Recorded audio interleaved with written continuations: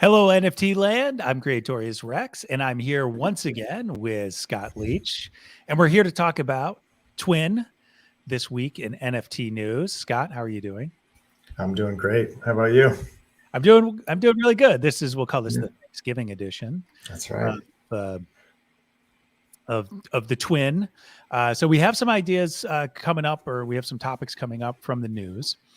So a couple things we're going to talk about is projects. So Robotos, Nice Fun Zombies, actually interesting news on both of those, which I thought would be fun to talk about. We did not talk about Hic Et Nunc last week. I mentioned it very briefly, but we really didn't talk about it. So I want to talk about this idea of a marketplace that looks like centralization, but actually is based on decentralization. So there's some good things that happen when things go awry.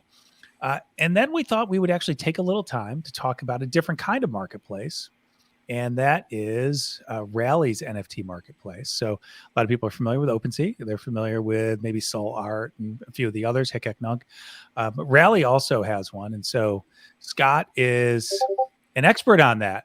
He happens to be the product manager for the Rally NFT marketplace. And so we thought it'd be cool to talk about what they've done, what they've learned, because this launched earlier this year. So it's sort of that insider view, which I think will be interesting. Plus, he'll give you a little forecast of what's coming up.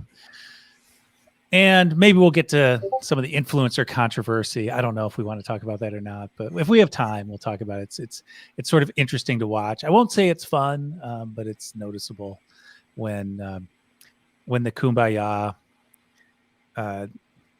of what would we call it? And the kumbaya of NFT Twitter sometimes is starting to look a little contentious. So, but let's see if we even get to that. Okay. All right. So let's start out with Robotos. So Robotos, Pablo Stanley, founder of this project, an artist, really popular, minted out right away. This was during the salad days of NFTs back in August. So if you weren't there in the first few minutes, you didn't get one, but it's had a really robust aftermarket. We can look up the floor, but the floor's been really good.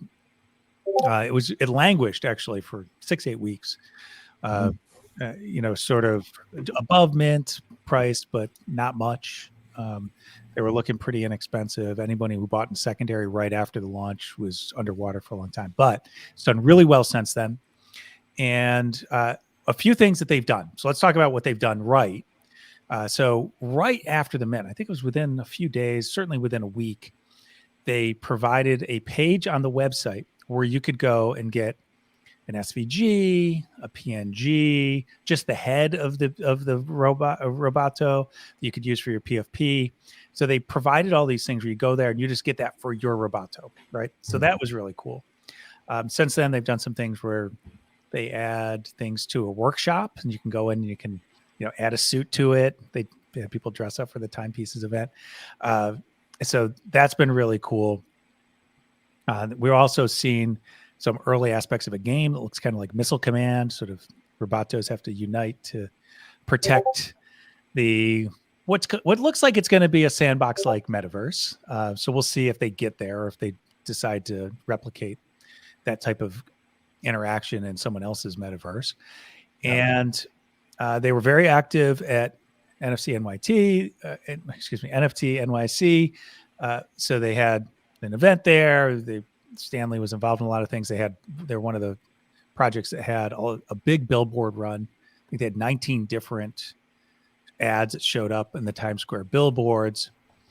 So very active. But one of the things that's been talked about in the background for a while has been how perfect these characters would be for a animated series. And Timepieces just struck a deal with Robotos to do that.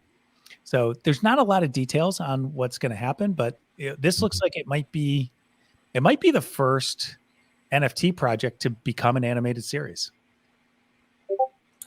Yeah, and you said it. For me, the Robotos, they look instantly recognizable. They don't quite look like any other project out there. I mean, obviously, you have the PFP thing going on, but it feels they look like they have character right out of the gate. So I think it's a good, it's just a good, it looks like good visual IP for storytelling. And I've got one right here. See if I can get it into the camera view. All right. I've got my robot. This is a Skullbato. Nice. It's hard to do this in the camera. So that's a Skullbato. That's a Skullbato. So one of the things that Pablo Stanley did also right afterwards is he started creating emojis. So he's got the Skullbato, he's got the Flame Bato, the Cool Bato, a lot of different things. They've also dropped and they've dropped a lot of those as NFTs, just like free airdrops. And then they have the RoboPets, which also is perfect for this series, because now you've got this whole idea of families and pets, just a lot more that you can do with storylines. Yeah, and I felt like it seemed like right off the bat. I know all the Matic stuff that gets sent nowadays, a lot of it can feel a little bit like noise, but I felt like the Robotos, they were doing some airdrops early on that felt cool, and like they extended the property a little bit in terms of almost from an IP perspective, like making it feel more. Oh, well, I don't know. Some sort of story there. I don't know if you saw it, but like, for example, the airdrops that they did for the emojis, which was one of the first things they did, Pablo Stanley actually did those live on a YouTube stream. That's awesome. And so he basically set it up. He said, "Oh, I know a lot of people are interested in, how to build these, different types of animated figures. And so one of the things we're going to do, and we're going to create these Roboto emojis." And actually during that process, we're like, well, we're not sure if we're going to call them Roboto emojis. Should we call them Roboticons? And so then they had like interaction with people on the YouTube stream. I was on one of these. People were sort of weighing in on what they liked, and then they wound up having a vote on what to call them. But he created them in real time. So the Skullbato, I saw it like it was. That's so cool, yeah. And he showed how he built it, and then did layers and colored it. And he did his final finish work later. And some of them he didn't do on screen. But, again, like people felt like they were part of it. And you're right. It's so interesting that you say that it felt natural. Like, whereas the other ones, I'm like, why is this thing here? Where did this come from? Yeah. What's it for? Yeah, and it's hard to say why I felt that way. I feel like the artist is kind of has its own singular style, and so maybe that did it. But something about the whole thing, it just feels like there's a story in there when I look at those pieces. It's hard to articulate exactly why. And I think that the thing they're doing, like you said, with the vectors and the high res stuff, if you can make it easy for people to create fan art or do something with the stuff, that's a big deal. Like letting people participate is huge. Just smart. Well, they have these different types too. So we'll call them categories. So like there's the punks. So punk batos. Yeah. So one of the things he's doing in the little metaverse like creation is there's the punk bar, and you can only go to the punk bar if you're a punk bato, right? And there's a safari, and you have to have a helmet that's like an animal helmet to go there, and so so I'm trying to find the one I had one of these with the helmet. Yeah, the helmetos. Yeah. And then there's the what are the muletos? The people there are Robotos with mullets. So that's a whole nother category. But since I have a couple punk batos, so one of the punk batos holders liked the idea of sort of creating the punk bato family or crew or gang. I can't remember what he calls it. Sure. And he's like, "Oh, I love your punk bato. Send me it, and we'll put you in the family photo." So basically now, like when I was in there, I think there were maybe 10 or 12 in there. And then he sort of added me into this lineup. It looks like it's a school photo, right? That's awesome. But I think the last time I saw it, there's like 40 of them in there. There's something like that. So really it just allowed people to sort of self-organize, not just because you have the attribute, but also because you created an easy way for them to manipulate the imagery. Exactly. Yeah. It's smart. Okay. So let's go back to the real story though. Yes. There's a TV series coming out. Yep. It started as an NFT project. It's an NFT project that said, "Oh yeah, I've always wanted to create a series," but it wasn't on the roadmap saying they didn't guarantee they were going to get this or anything. And we've heard certainly VeeFriends has talked about this. Gary talked about this before his launch. I think it was on Kevin Rose's podcast. Yep. So we've heard a lot of people talking about this. We have people doing comic books. That's really common. So those would be candidates for this. And Crypto Dad's been pretty vocal about the fact that they're trying to get a show. But Robotos, first out of the gate. Yep, that's right. Yeah, and it's going to be telling, right? Like this will be really interesting to see how it goes for them and what that means for the future of not just NFTs, but the future of IP, you know, videos, films, cartoons, etc. Well, and what they're doing is when they did the billboards, they also did another thing they did a mural. I think it was in San Francisco. Yeah. Which was just awesome. And they had people contribute, sign up and say, "Hey, I want this to be in there." When they did the billboards, they asked people like what they would, and if they wanted to, they would just submit their Roboto. So they're always asking people for permission. So if let's say they do a call and say, "Hey, we'd like to use, just if you want your Roboto to be part of this, just let us know." And maybe it'll be an extra, maybe it'll be a main character, who knows? But what does that do to the value of your NFT if your NFT shows up as a star or as a character in one of these shows? Yeah, that's a real question, right? I don't know. And it's exciting to think that it could. So Vaynerchuk has the thing he's been talking about where he's apprehensive to give any copyright from his content, right? Because he wants to control the IP and control the story. It's interesting, this idea of people having NFTs out in the world and then being asked if their NFT can show up in a cartoon. You sort of like, who owns the story? So that part I think is going to be super interesting. And yeah, what does it say about those individual NFTs and the future of those? And is the story, do you as an NFT owner have some sway in the story, even if it's that you refuse, you sell it, or who knows what could happen? Yeah, well, I think Crypto Dads they've talked about this idea that they would license the right to use the Crypto Dad if they wanted to use it as a character, and there'd be maybe some royalty sharing or some sort of compensation given.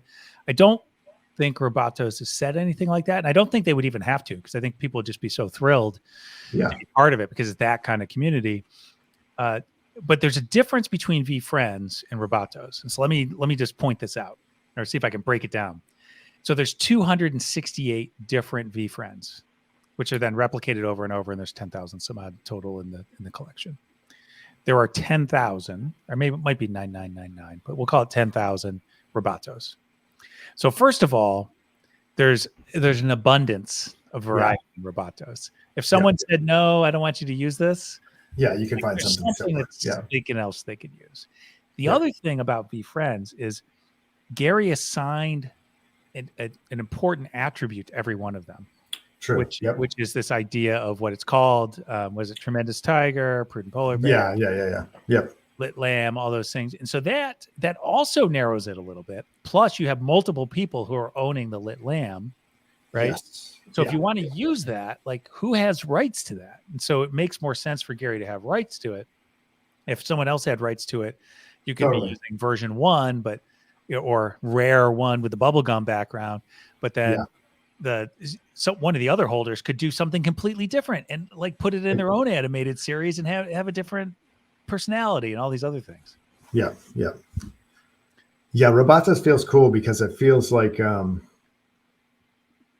robots, right? So there's all sorts of neat built-in beliefs people have and preconceptions they have about robots that you could kind of lean into, being that they're NFTs. And this is something that I've been thinking a lot about because of a project I'm working on related to my game. I don't know. It's exciting. This is going to be interesting. I think probably most people have heard this story, or if not, the Toys That Made Us Netflix documentary talked about this. So when Star Wars came out and was being made, Lucas got all the rights to the toys because at that time there wasn't, not a lot of people doing that. So they didn't think there'd be much money there. Action figures got really popular at that period of time. So lots of people were making action figures. The He-Man action figures were made as action figures first. There was no That's right. story IP, but from the action figures, then the story IP and the cartoon came about. So it was kind of at the time, it was a backwards model. But then, this feels like that as well. So it'll be neat to see, is this something where, as we've talked about weeks past, movies doing NFTs and things like that, is it going to be a mix of both, or is the future going to be NFTs that become movies and shows and music albums and things like that? Or is it going to, I think it's mostly going to be the other way around. It's going to be the Matrix, doing something, but it's really interesting. It's a way to jumpstart this. Obviously, it essentially was a seed funding round to build a team, to be able to do initiatives beyond just the initial art, and then to build a community. And so anybody who's going to do a TV show then has this built-in community. I think there's like 5,000 Robotos owners who are going to be excited about it, who are going to from the beginning, they're going to tweet about it and do social media sharing and pump it up. And 5,000 people who are already raving fans before you launch could be really powerful if you think of the amplification aspect. Yeah, for sure. Yeah. Yeah. And I don't know. It just gets exciting if you think about, I know there's streamers that do this, live, using motion capture to do sort of live animation type stuff. I wonder if they could do something like that, where you could have people being extras and making their characters walk around in the background of a scene or something like that. Yeah. Like, is there some way to involve the audience in a more interactive way than just give us rights to let us use your Roboto in the show? I don't know. It feels like there's lots of really fun. You could do like fan fiction. Yeah. I mean, all kinds of neat. Extend the story. You know something about that. Yes. I love that stuff. Okay, so that's a lot about Robotos. Really interesting. I want to talk about another project. So our friend Ray Mimby had Nice Fun Zombies. And so he was on the show, I don't know, it's like 6 or 8 weeks ago. We had him on, and it was right after he'd gone. It was a week after his mint day. And Nice Fun Zombies had the bad fortune of launching in the first week of the NFT recession. It was like, everyone knows, it sort of turned on a dime. It wasn't like this gradual thing. It's 1 week, everything, it didn't matter what it was minting out. The next week, nothing was minting out. And all the things that you would plan to do before just weren't working. And so I remember he's also in the Bored Ape community. He and I were talking in the Bored Ape Discord. And I was like, hey, this is, so what are you going to do? I'm sort of interested in this. And he's like, well, like, we're committed to this. This is like a passion project as much as anything. So we're going to figure out how to make it work. And I just like, oh, this is great. Do you want to come on the show and like tell the story? And one of the things I'd been thinking about was, people have a short memory. August and September, everything minted out just instantly. It was ridiculous, gas wars, all sorts of things going on. That was actually the anomaly. Before that, there were a lot of projects that took certainly days, weeks, months. Think about Mooncat, years to mint out. And now we're seeing that again. And I bring this up because Nice Fun Zombies actually went through the process of, they had, let's say they were originally going to do 10,000. They got, I think it got up to about 1,100, almost 1,200 minted. So it's small community, not everyone in their Discord. They had about 4,000 people in their Discord. So not everybody minted.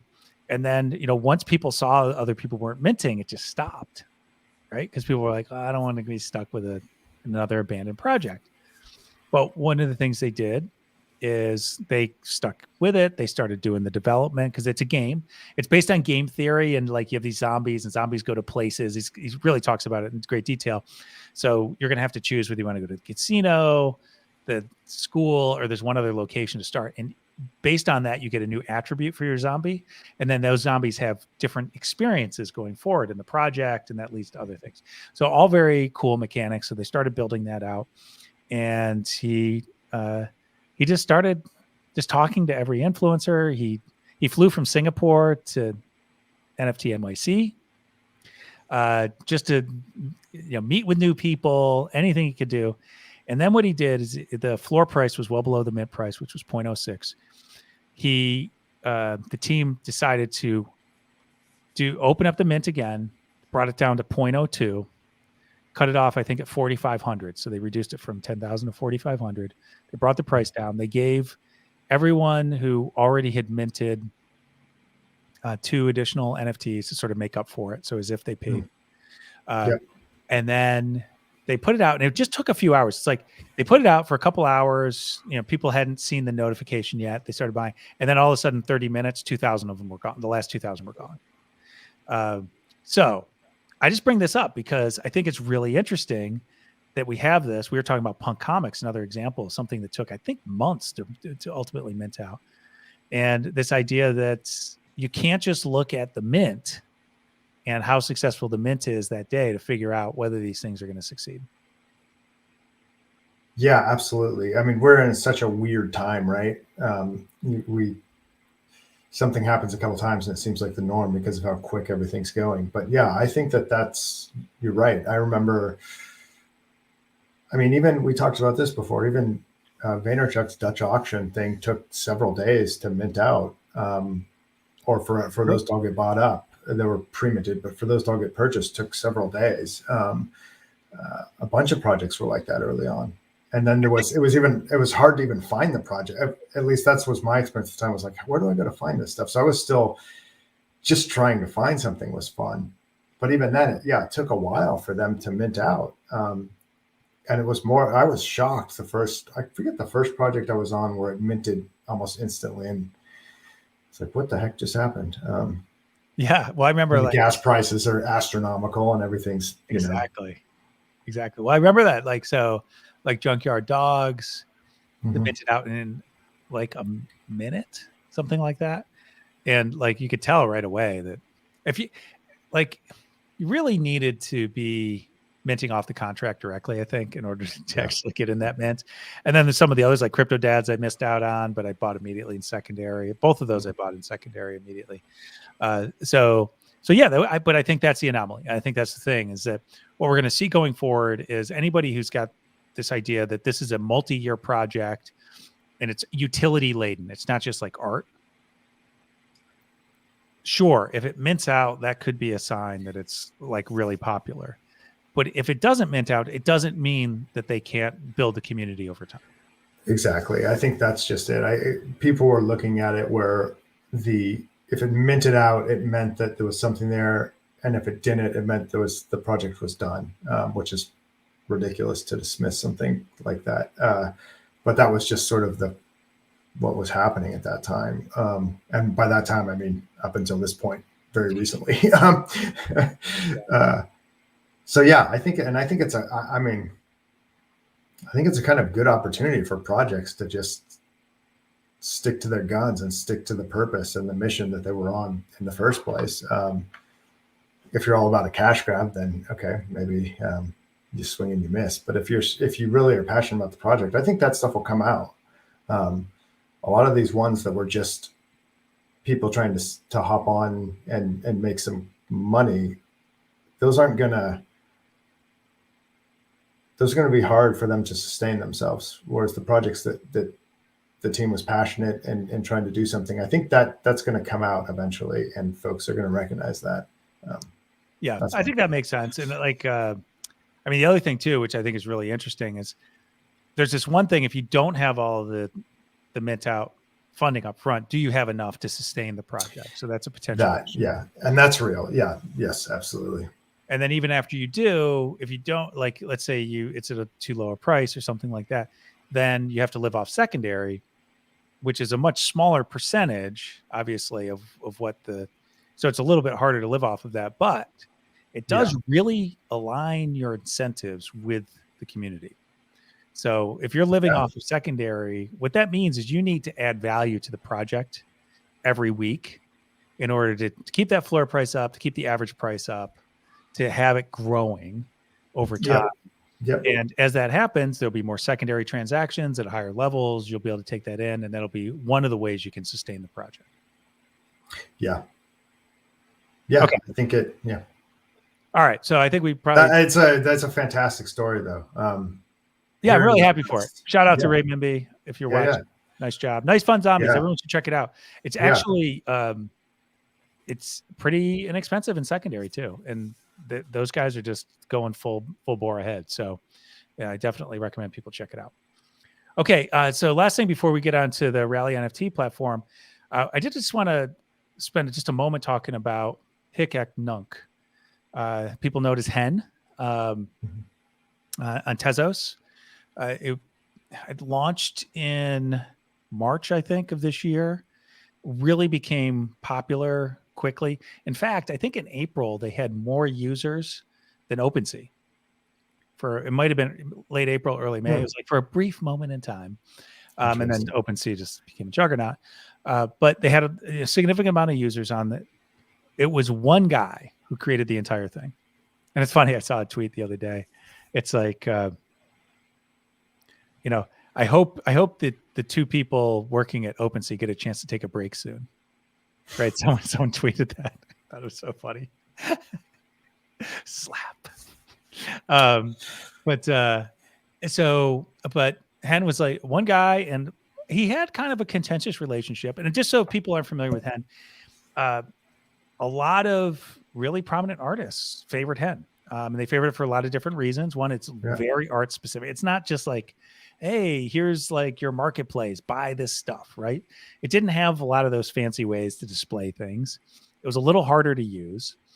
And because of the fact that it's was on Tezos, it's faster, lower transaction costs.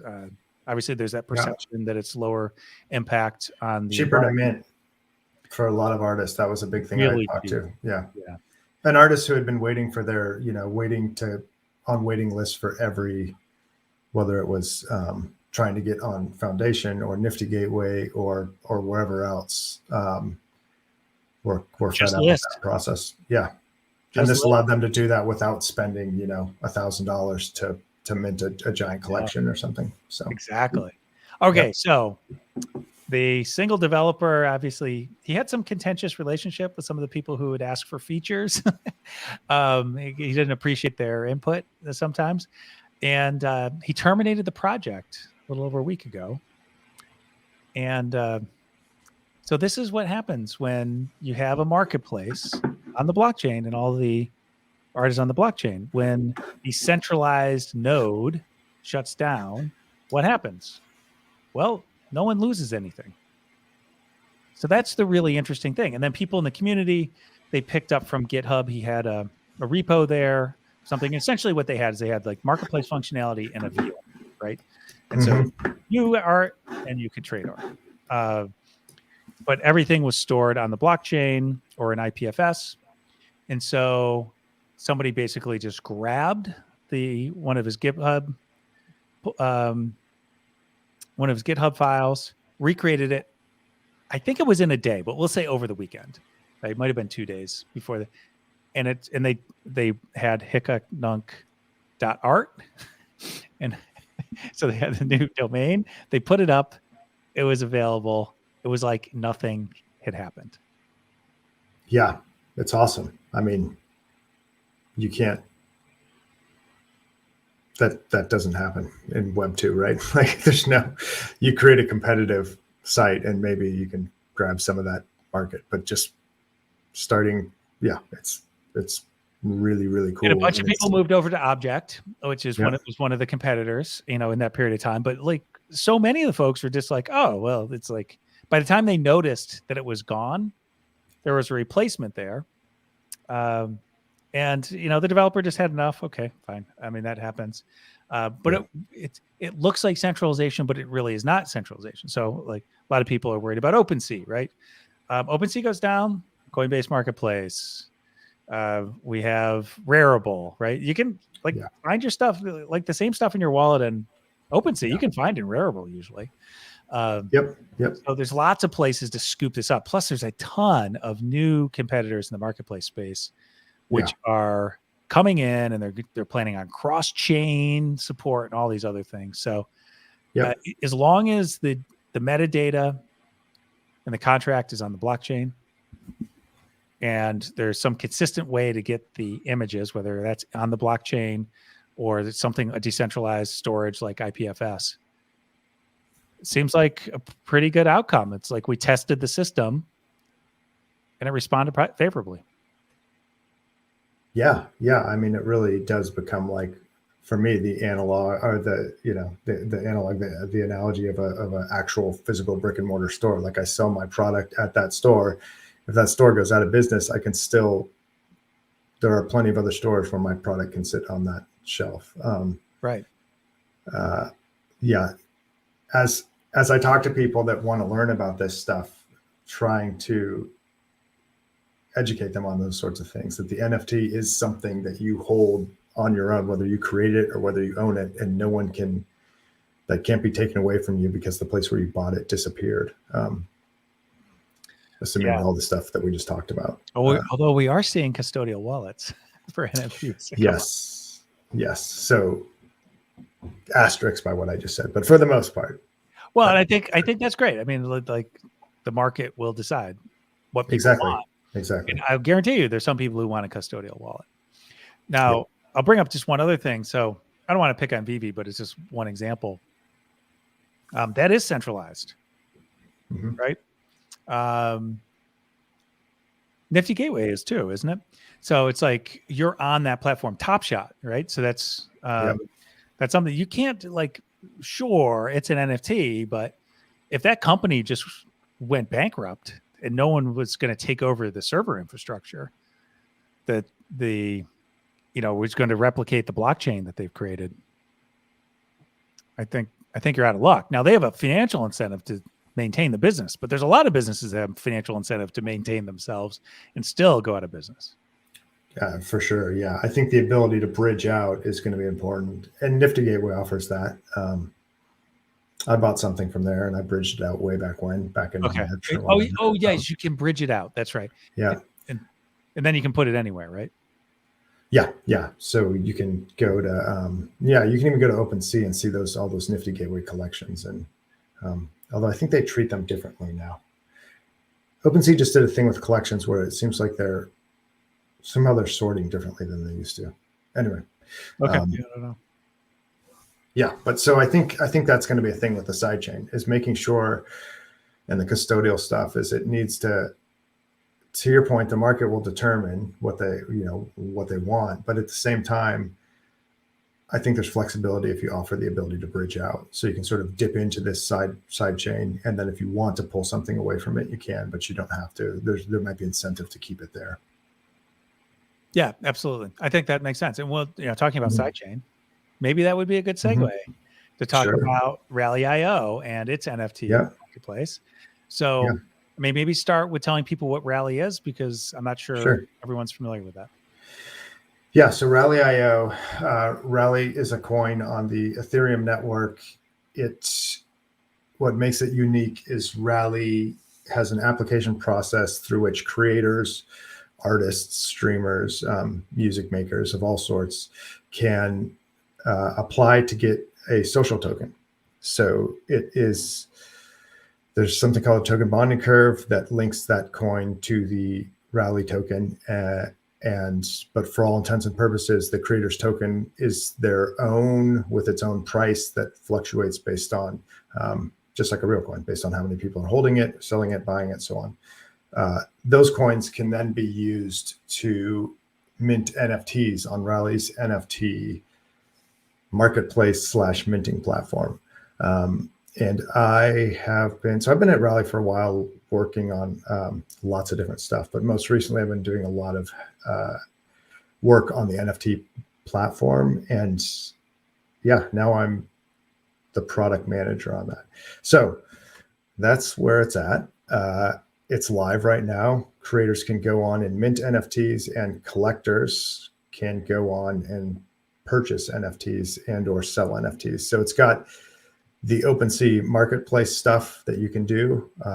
And then if you're a creator, you can mint on there as well. So it's a little bit of everything, which makes it a challenging product to develop for, but a lot of fun. And yeah, we've got a huge release coming out next week or the week after, depending on how well testing goes post-holiday. Yeah, I'm excited about it. I can keep on going, or if there's a specific area. We'll bring some things up. So first of all, let's talk about the coin. So Rally is ERC20. You see Skot and Bot. Those are coins that we have in the Rally network. So we're intimately familiar with how the coin aspect works. And it really is this idea of creating these communities. So it's people who already have audiences, who are creating a different way to engage with their communities.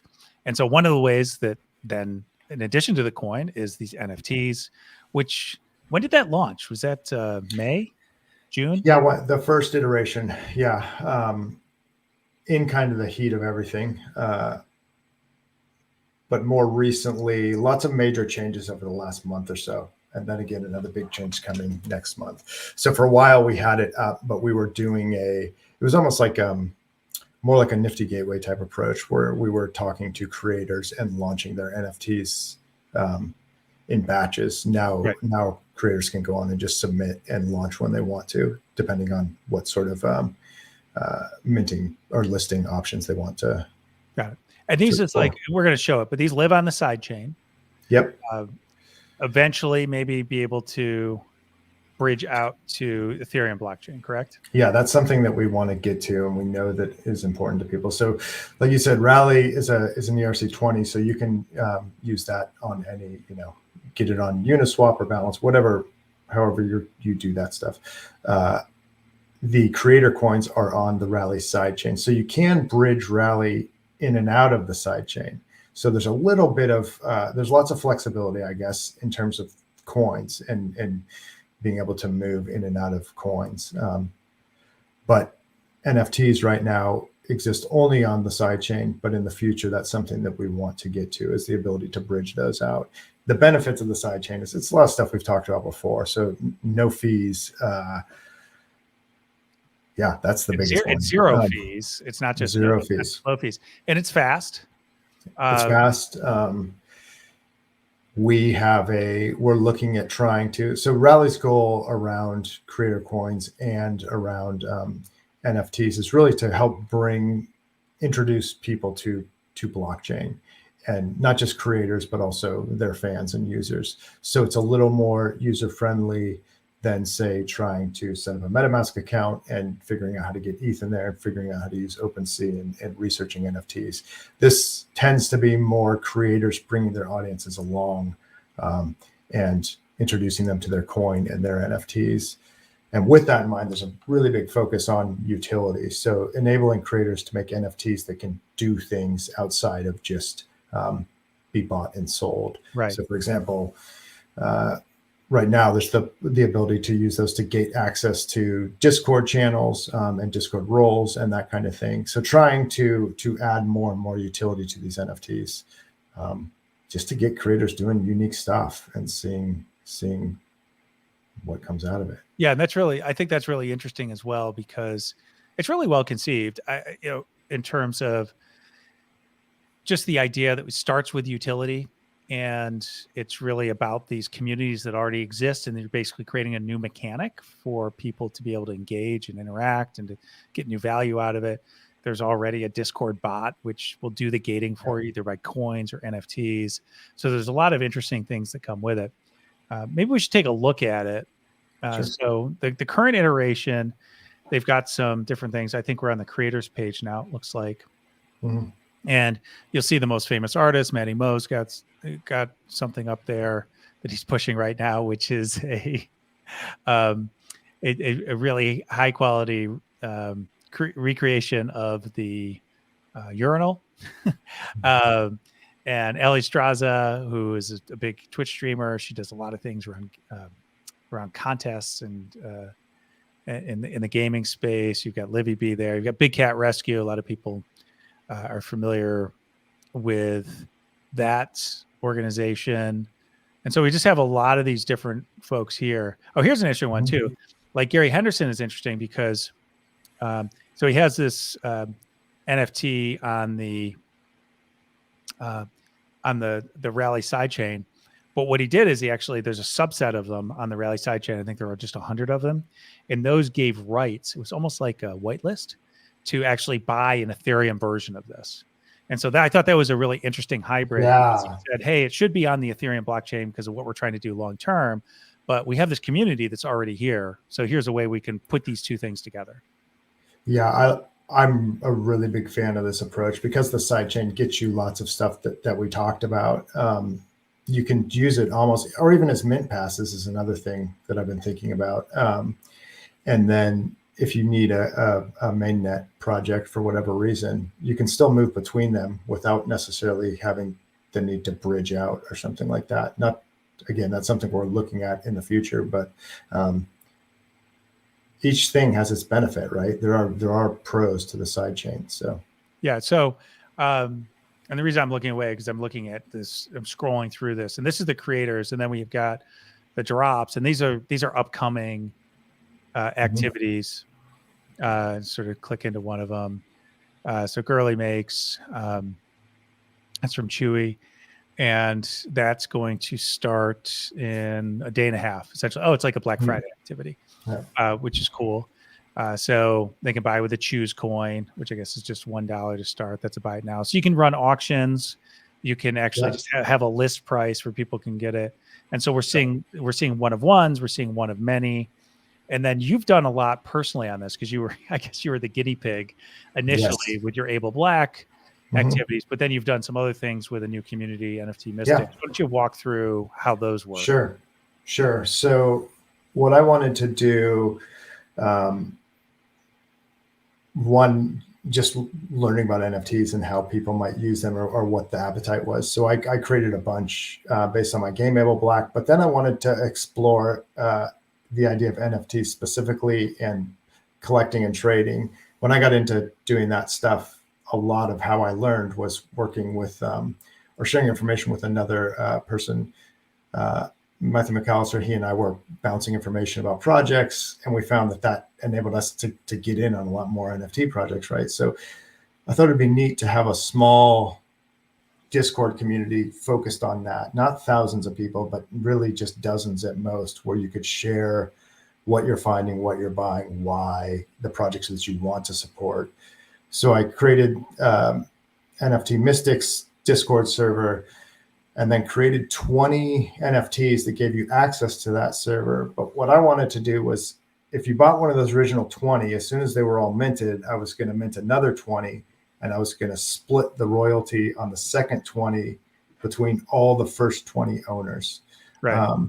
The idea being that because those people are sharing knowledge about which NFTs to collect and why, they should be able to participate in any revenue or coins that might have been earned from the sale of additional access to that channel or to that server.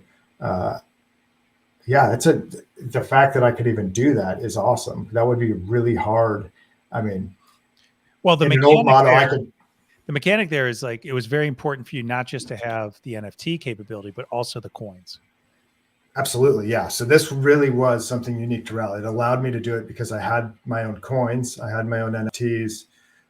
Rally's platform, we designed it so that you can do lots and lots of royalty splits. So it was easy for me to split an NFT 20 ways and put in. So, and I set that when I mint it, and then I don't ever have to do anything again. Whenever that NFT, one of those NFTs is sold, it automatically is distributing those Skot coins to whoever those people automated. were. Very important. Yeah. Right? Yeah. It's a huge deal. Yeah. The royalty split stuff, I think, is going to be one of the biggest, one of the best things that comes out of all this NFT stuff. Well, and the other thing too is people should know is like, for this community, you're just setting this up as a community. This clearly was not a cash grab, because all the money goes to other people. I think you have one. Do you just have one token? Yeah, I just have one token. So outside of the original sale stuff, I make what everyone else makes, because I wanted to. I also didn't want the responsibility of being the sole person that drives the activity on that community. I wanted it to give value to everyone there, so that they're incented to share their information. And if it worked, great. If not, it's a good thing to learn. But because of this, we ended up winning the Rally community votes on innovation awards, and we won this innovation award last week, which was a total surprise to me, despite having helped out at Rally, because this council's its own organization. But I was like, oh, that's cool. But it just made sense to distribute that right, you did an airdrop then of all the proceeds. Yeah, so everyone in the community made out, because what made the whole thing work was that everyone participated, not that one person had an idea and is trying to take everything. But the neat thing about that whole thing is I was intending to use NFTs for something else entirely. This was a use case that emerged out of a need I had, that I liked talking about NFTs and sharing information. And I knew other folks wanted that as well. So we were able to do this. That's the stuff that I think is going to be really fascinating, is instead of trying to port over existing experiences, as we see how these things work, developing wholly new communities and content around what the technology is capable of is going to be, that's stuff is awesome. Anyhow, Rally NFT marketplace. Yeah. Creators can mint, buy it now stuff. They can do auctions, like you said, open editions. And it's really simple. Super simple. It's really designed so, yeah, no need to know how to code. Takes lots of different file types. So if you're doing video, you can upload your video files. If you're doing audio, you can do that. If it's a PNG or whatever, just about anything will work in there. And it's easy. Like you said, a title, you set the royalty split you want, the description, but you don't need to know any kind of coding or anything like that. Well, my idea with Rally originally was, it's like the Squarespace of creating cryptocurrency, or maybe Canva. If you're a designer, you might think of Canva first. You don't really need all the skill, right? You just need to be able to basically configure something that's already there for you. Yeah. And when you brought out the NFT capability, I think that same principle applied. It was like, okay, anybody can do this. Let's make it so that people can just get value quickly, as opposed to really having to hire a Solidity dev. Yes. Yeah. I mean, the concept's abstract and difficult enough to wrap your head around, let alone making the process of making one difficult as well. Yeah, we've gotten it pretty streamlined, where it's really easy to create NFTs at this point. And we're looking at a suite of features to start developing over the next few months, including burning. So that's something we know is important for certain projects. We have a very active developer community as well. So lots of those are developers that are looking at game-like mechanics, where you might want to burn an NFT as part of a game. Right. Creators might want to have burning as part of an incentive. There's all kinds of creative things you can do with that, right? Minting to holders is another one we're looking at. So instead of minting NFTs to, okay, put this on buy it now or auction it, or just let me hold it in my wallet as a creator, minting to holders or minting to other user IDs would enable creators to essentially airdrop a bunch of stuff to their fans, based on if those fans hold other NFTs, or if they have a certain number of coins, or so lots of stuff you could do. Imagine down that path around mint passes and things like that. And just to give people a perspective too, like who's on the Rally network. So it's everything like bands like Portugal the Man or Wax Motif, Megadeth. Yeah, exactly. So it's like bands. There's a lot of Twitch streamers, like Mango is really well known, gamer and Twitch streamer. Ali Straza, obviously, as well. And then there's all sorts of other people. So there's crypto artists.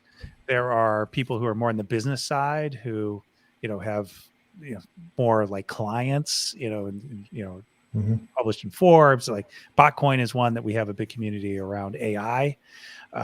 And so people are there because of the publication, the research, some of the technology. So there's like this wide swath of different communities. And it's like, you can go to Rally and just like find a community if you want, but most likely what happens is people come in because they're already part of a community that then starts offering a coin. They do tipping, they do access to events and those types of things. It's just a way to reward people. And so I found it to be an extremely good experience working in the Rally community. It's evolved a lot in the last 9 months or so when I joined. And yeah, I think the NFTs is just like the latest iteration. Yeah, it's exciting. And I think it's neat because it's bridging the gap a little bit between, you know, I talk to a lot of artists who are on Nifty Gateway or who are on minting on Rarible or Foundation or wherever else. And then you have these big projects like Robotos and Bored Apes. But there's not a lot in between where an artist is producing a lot of NFTs that might be collectibles or they might be works of art. So for folks, and not just for creators, so it's great for creators that want to go and research it and go through the application process if they think that it's a good fit for them, but also for anyone collecting out there that wants to find stuff that's a little bit different than what you're finding on OpenSea and actually start to form a relationship with some of the creators. I think that's one of the powerful things of Rally is you can look at these NFTs, see what the utilities are, and then start participating in their communities in one way or another.